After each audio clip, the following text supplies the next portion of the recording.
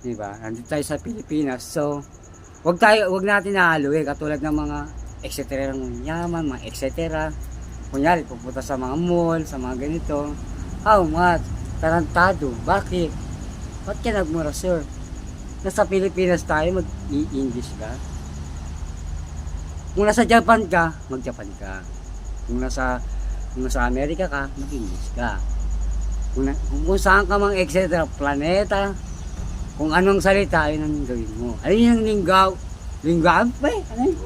lingwahe na sasabihin mo. Kasi karamihan sa ating mga Pilipino na pagbibili ka, halimbawa, pabili nga ng cellphone. Cellphone, English yung cellphone eh. Diba? Ano ba to? Ano dapat? Nasaan ka ba? Anong planeta ka ba? Kasi sa atin kasi maintindihan lang natin, okay. Halimbawa, katulad ng mga, gusto ko niyang bumili ng car. So, nag-English ka pa rin. Nasaan ka ba? Nasa Pilipinas ka eh. Dapat, kung anong tawag dyan sa Tagalog na sasakyan na yan, ayun dapat ang anin mo. Tama, mali. Hindi yun. Kasi, sa tayo mga Pilipino, minsan maarte rin eh. Laloan natin ng English eh. Kasi ang English, dinadala lang sa ibang bansa yan. Katulad na lang halimbawa na pag nanligaw ka, huwag mo haluan ng ng English. Alam mo kung bakit? Maasar lang sa yung babae. Sabi nila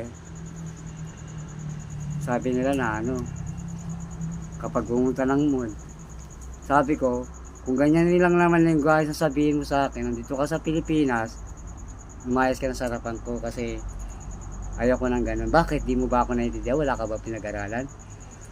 Nasaan ka nga? Tinatanong kita. Nag-aaral ka ba ng ganito, ganyan, ganun.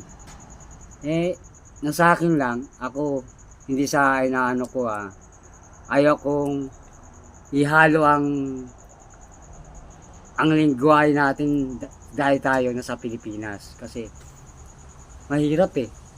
Dahil pa natin pinapahirap. Diba? Kung ako lang yung tawag dito. Kaya yung yung congressman o presidente. Kung ako lang yun lahat tayo pag-aaral ng Pilipino kasi tayo hindi pa sanay sa Pilipino. Hindi pa yang galing mong magtagalog, hindi pa tayo magaling magtagalog. Alam mo kung bakit? Kasi inahaluan natin ang English eh. Kasi kung magaling ka talaga, kung talagang Pilipino ka, Tagalog ka, Tagalog, huwag mo aaluin. Sa lawasaw yun eh. Kunyari, di ba ba? Kasi minsan may maarte. Manong, magkano pa putang ganyan, ganon, di ba? So, Tagalog yun. Tama naman.